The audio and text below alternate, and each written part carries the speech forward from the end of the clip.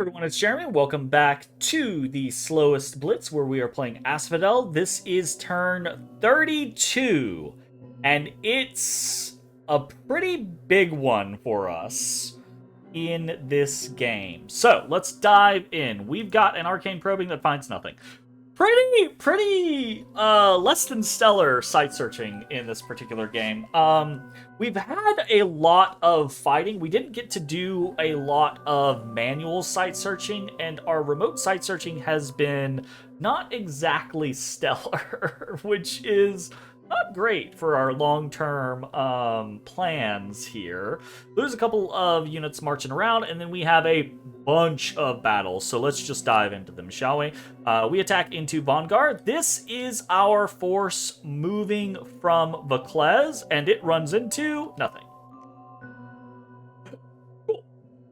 We are attacked in Forest of the Lost by some wolves. Two little forces of wolves. Easy peasy, lemon squeezy, nothing doing there.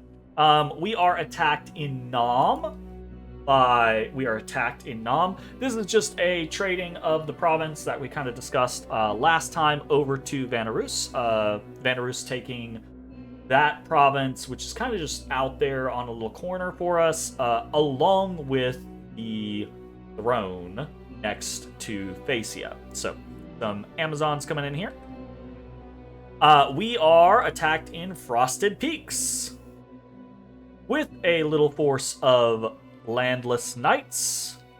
We do have some mannequins here. Maybe we'll kill a couple of them. No. Not enough of a mass. Yeah, get them, shrubs. Get webbed. And dead.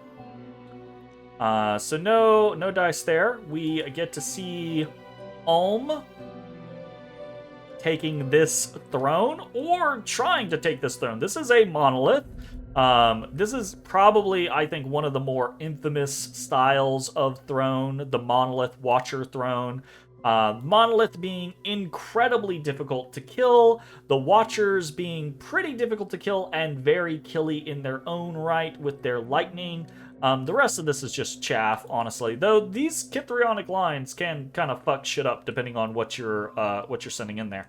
But Ulm is sending in some pretty hefty shit. We've got a bunch of Summon Earth Power. This is no doubt going to be Summon Earth Power into Legions of Steel, Gift of Giant Strength equivalents, right? Got some Clockwork Quarters. These are probably here primarily for chaff. The clubbing Black Plate Infantry, and then a bunch of Black Knights. So, very possible that they will be able to get this done. We'll see. So the Kithrionic Lions are going to get chopped up. They're not going to do... Ooh, that singular knight is this a... Oh, hey, we do have a hero. So we have a hero with a Smasher. He's got a Smasher, Kite Shield, Dragon Helmet, Acorn Necklace, and Burning Pearl. So he's got 20 shock resistance, which I think is the important effect here. And Lucky and some other stuff going on. He's in the back line, ready to smash things up. Ooh, even with that 20 shock res, he still kind of gets popped there. Question is probably not one of do they win, but how much do they lose those Gift of Heavens? Ay, ay, ay. Okay, Smasher is now in on the monolith, and that is what you need for that type of scenario. Great, fantastic. Cool. So he did win, but he took a bit of a beating. Almost 30 Black Knights, 20 Black Plates, 24 Clockwork Horrors, 20 Guardians, right? 2 of his Black Lords down. In the actual battle that he won, he did end up losing that hero that he had outfitted, along with 2 Lord Guardians. He ends up winning, but it's rough, right? That hurts to lose that much. This throne is honestly probably one of the hardest, if not the hardest throne that I think comes up in a lot of games, right? Or throne type, right? Because it's not like this is just a singular throne that you'll run into. The Monolith Watcher throne is just... it's a pain in the ass to deal with. So he did that, though. We have attacked Bycliff. We're up against... ooh, no! It's Mantis v Mantis, and he has way more Mantises than me. Oh, no! Oh, well. Okay. So, we lost all 8 of our Mantises. He lost 2.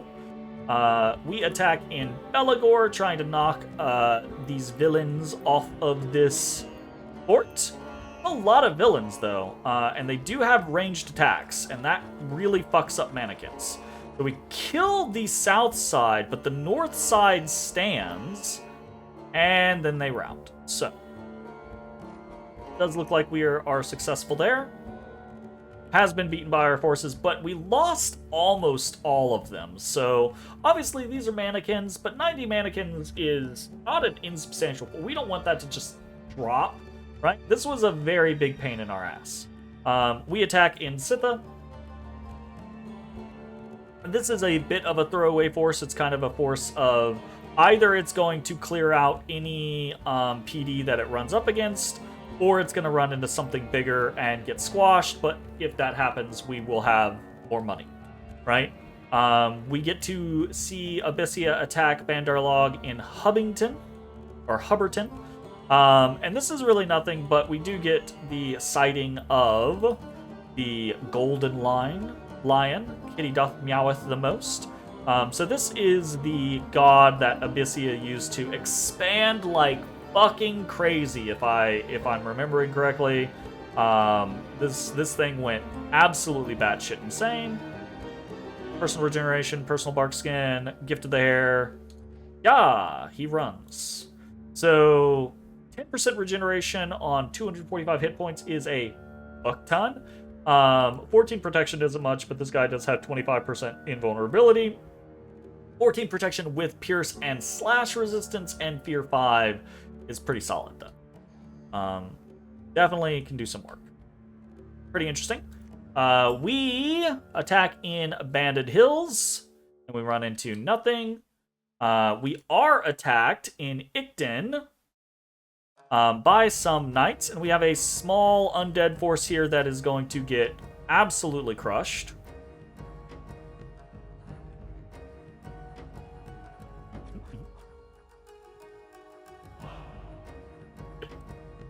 So Ikden gets floored. We attack in Lovendalen.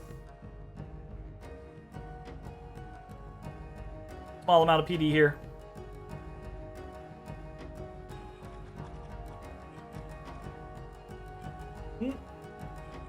Might be enough. Our centaurs are really not doing a lot on the firing fight. So Lovendalen, we win Shadowglade. The Shadowglade we are trying to knock him off of. We have, enough of a force, and yes, I was correct. All he ended up doing was leaving a scout here, so that is going to be enough to move that off easily. We attack in Namor.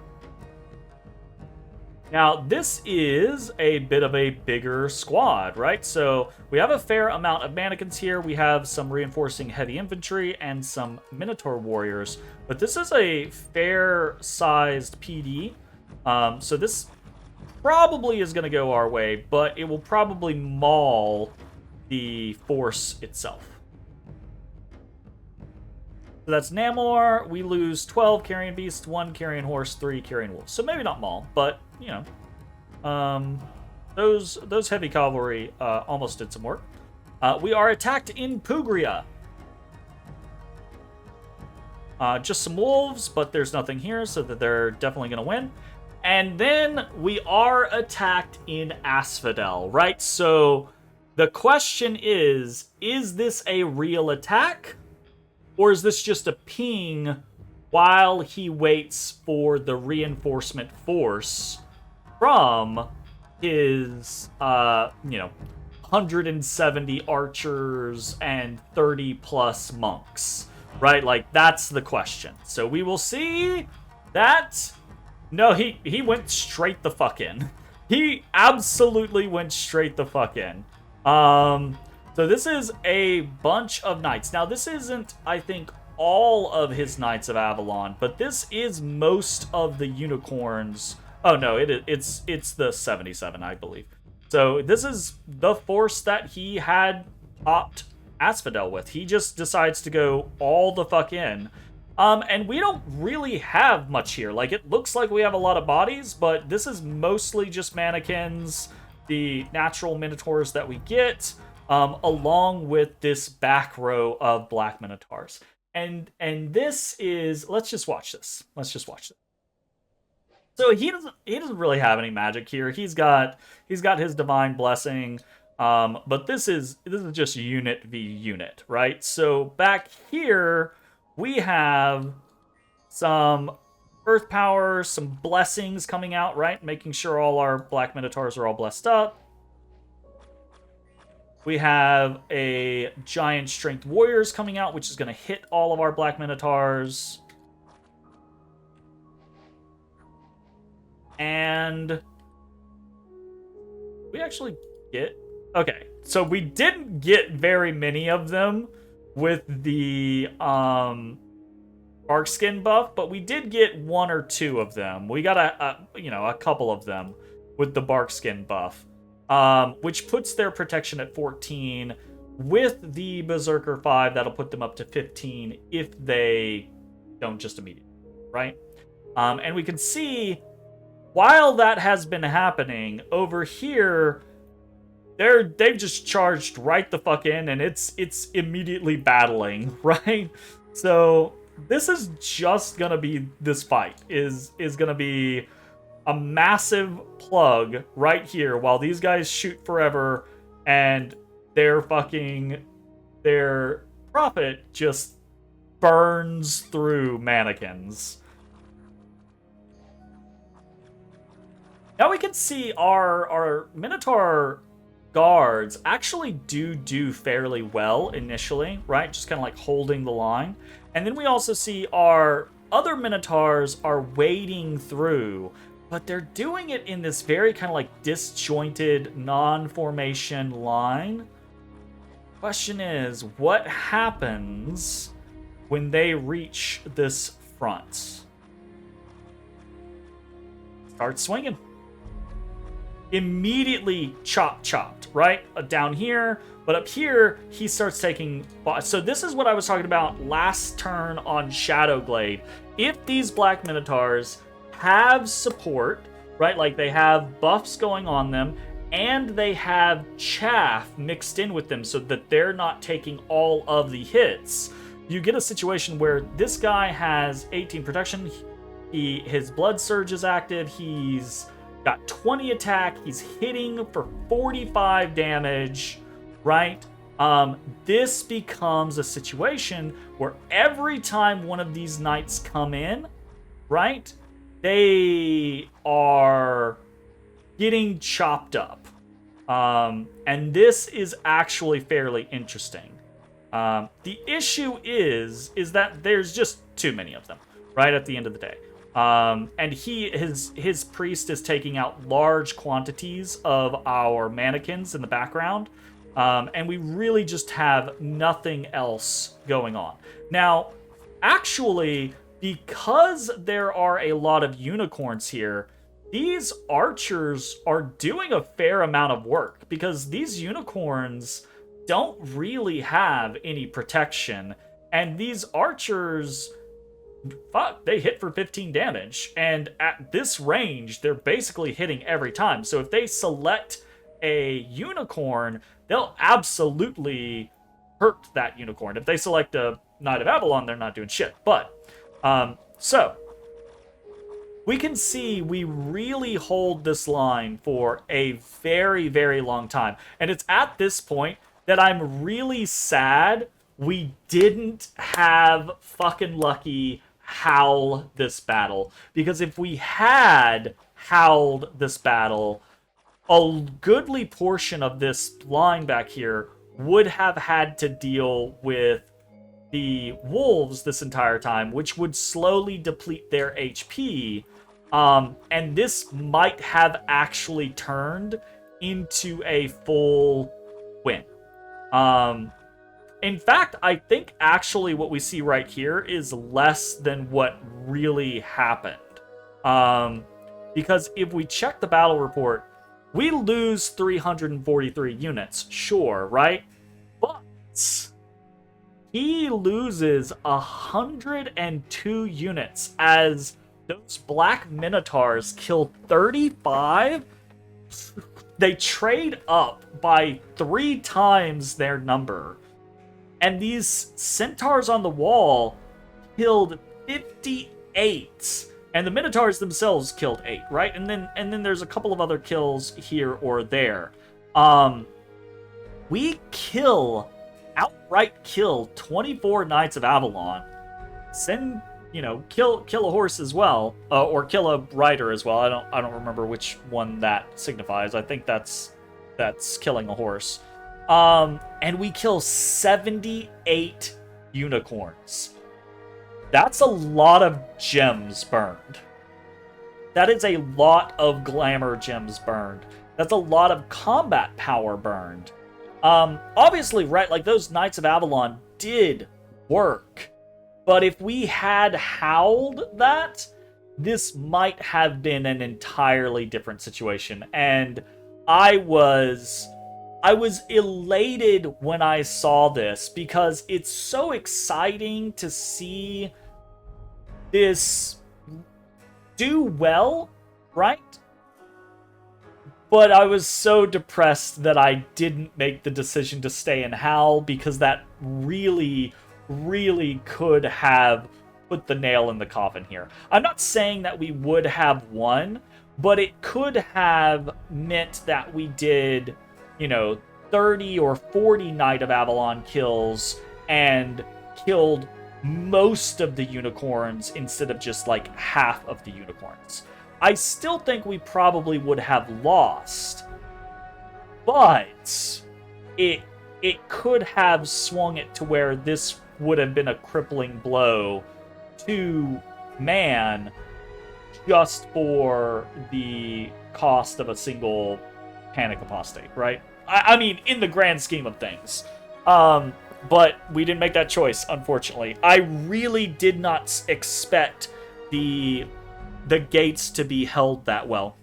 And I do want to clarify here, right? Because I feel like some people will point at this and be like, see, 343 mannequins did fine against 78 Knights of Avalon.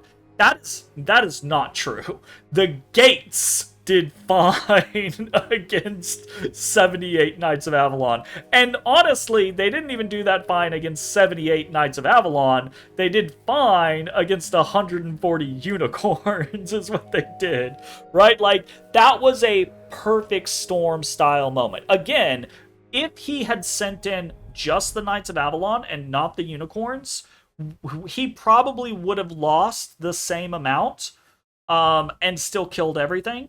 Like, lost the 24-ish Knights of Avalon and still killed everything. He might not have even lost that many because there were unicorns mixed in with the front, and those unicorns were costing him cohesion in his unit, right? Because the Knights of Avalon, when they're 2 and 2, they're fucking hard to deal with, right? Like, obviously our Black Minotaurs were dealing with them, but if a Black Minotaur pops into a square next to 2 Knights of Avalon, instead of a Knight of Avalon and a unicorn, right? It's very likely that those 2 Knights of Avalon just kill that Black Minotaur before he does anything. So this really was a perfect storm for us. We traded up, but if this had been on an open battlefield, we would have been slaughtered, right? The initial wall of Knights of Avalon and unicorns hitting our initial wall of mannequins would have obliterated that wall of mannequins. We would have lost 100 mannequins in a single fucking turn, if not more, right? Like, we would have lost that in a single combat round, right? Like, it really does not work in that situation. So, again, very excited that this happened, but also very sad that we didn't pull the trigger to try to, like, make these losses more. But still, you know, a win for Man. They took our cap. But really a win for us, because this is probably 3 or 4 turns of capital recruitment at this point for Man.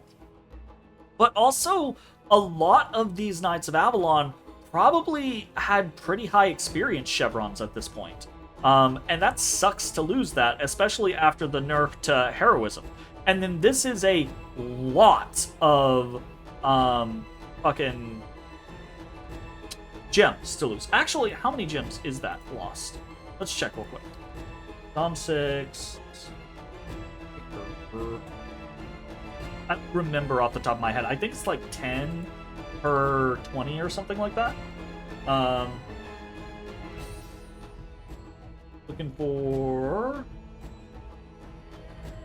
And... comes with Herd of Unicorns. Yeah, it's 10 gems for 10, so it's a 1-to-1, right? So... Wow. It's a 1-to-1? Hot damn. That's 78 glamour gems he just fucking lost. That is... First of all, that's a lot of glamour gems. 140 glamour gems to have spent on unicorns? That is a lot of glamour gems. Damn. Holy shit. That's a hefty blow. That is a hefty time commitment, a hefty gold cost, and a hefty gem cost. Now, obviously, right, like, what we lost is not insubstantial.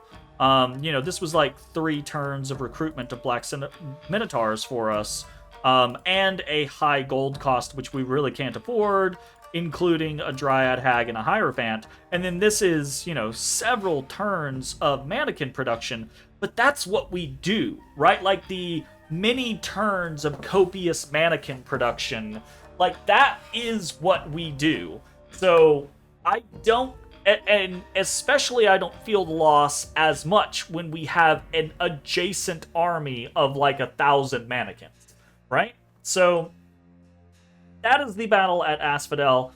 Could have gone better, could have gone significantly worse for us. Pretty excited and happy about it. Villains tried to seize control of Trotern. Conjuration rituals are cheaper here. We see knights take an Abysia province, and then we lose another province to more villains. Fucking misfortune. Coming at me real hard. We lose a scout, and then let's actually check what's going on here. So,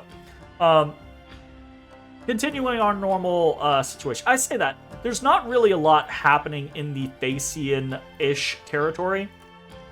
We're going to retake Forest of the Lost, or try to, with some wolves. We'll try to get Trotern here in the near future. We're attacking into Flower Meadow Fortress. We'll see how that goes. He might intercept us. The big thing is what's happening in our Heartland, and then what's happening here. Because we moved the force from Vaclez to threaten his Heartland, right? And we see immediately the response. Probably the majority of his units gathered here in Haloma between his Knights of Avalon, monks, and wolves. Now, this force at Vaclez is strong-ish, but it's not massively strong. It's mostly riding off the back of these Black Centaurs. So, fighting pound for pound against his Knights of Avalon is not going to trade well for us. But we can actually move really far. And this fortification only has 300 wall integrity. So we decide, rather than threaten here in Haloma, where we don't know how much mage support he has, and we really don't have we have some, but we don't have a crazy amount, right? Rather than do all of those things, we can just jump to Sylvania, and we can combine all of the forces that we have in the area around to Sylvania. as well as support it with troops from the Shadowglade, right? So we were moving in a bunch of additional mannequins for siege strength, for just flooding the field, etc., etc. But we're also sending in a Howler as well, right? So that's going to be, I think, a pretty big deal. All of his big stack is now in Asphodel. We're not sacrificing any real combat power by reinforcing what we are in Sylvania, because most of the combat power comes from the force in Vaclez. All of the rest of this is just chaff, right? And the only thing that we are really reinforcing with is that Panic Apostate for the Howl, which I think is perfectly fine. I say that. Actually, no, the Panic Apostate comes from here, right? Like, that's the... Who are we throwing in from here? Oh, he's carrying in reinforcements. He's the one carrying in a bunch of these Harpy mannequins that are just bodies. Right. So, I actually have a really good feeling about this, because I don't think he's going to want to give up his position in Asphodel to try to vie for what's going on in Sylvania. And I don't necessarily know that he's going to anticipate us moving from Vongar to Sylvania rather than threatening Halom or something like this, right? Now, this does potentially leave the territory that we've taken in Phaeacia in a little bit of contested issue, so we're immediately recruiting stuff in both Vaclez and Phaeacia to try to put together a reinforcement force so that we can hold this front as we battle around in this territory, right? And then the other major thing that we're doing is sneaking out fucking Lucky, because I don't know why we didn't do it last time. If we weren't going to howl with him, why did we leave him there? I don't know. My brain died. It was really dumb. But we're sneaking him out. And then other than that, I think the only other big thing is we're forging a Skull Staff this turn in Shadowglade. Also doing a little bit of recruitment, but we're forging a Skull Staff in Shadowglade so that fucking Lucky can use it, be a Death 4 next turn when we have Rigor Mortis, D4, 3 gems to cast. We won't quite have that, but we can alchemize to get it. And go from there, and that is that, right? I did consider dropping more stuff into more combat power, basically summoning more Carrion Lords this turn. And honestly, I probably should have. I'm so caught up in this concept of wanting to put up Mother Oak, but not really being able to do so. And I say that, right? I say that, but right now, I probably could.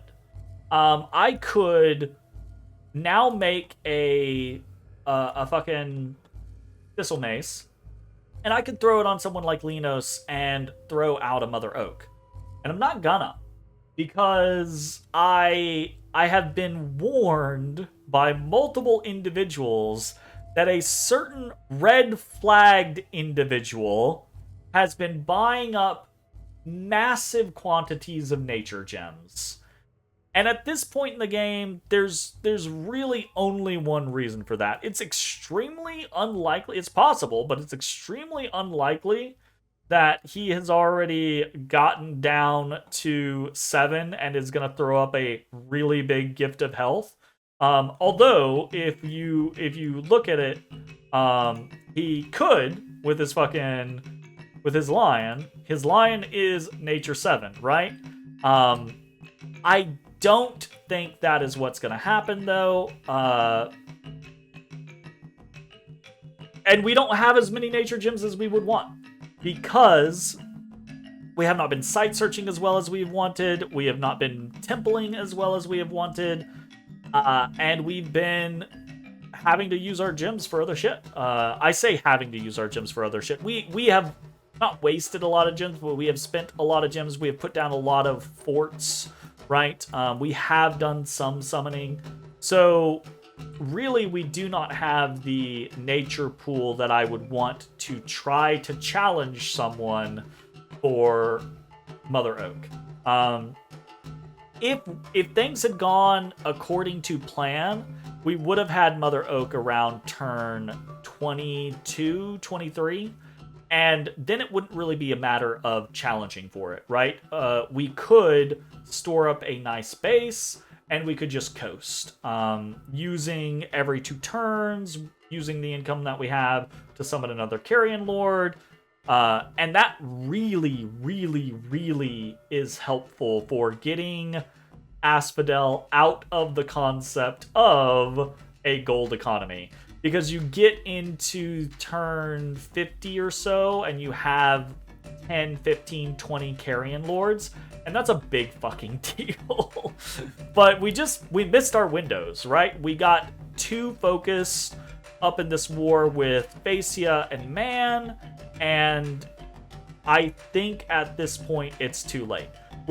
It's not that we're not going to try to do it. I'm going to keep an eye out for it, and there is even the concept of alchemizing things, right? We've got a lot of air, fire, and water that we're not necessarily going to be using in the near future. We could alchemize a fair amount of those, really to try to guarantee our income for nature. But we might need that nature immediately, very shortly. And so we're in very much a catch-22 situation. Kind of like we are with fucking Lucky this turn, where it's the scenario of if we do X, it could pay off. Or it could fucking not, and we could just get slapped in the face for it, right? So it's really a little bit of an unfortunate situation, but I'm feeling good about this turn. I feel good about this movement on Sylvania. I feel good about what happened in Asphodel. I'm not super worried with the idea of having Rigor Mortis next turn fighting against this big stack in Man.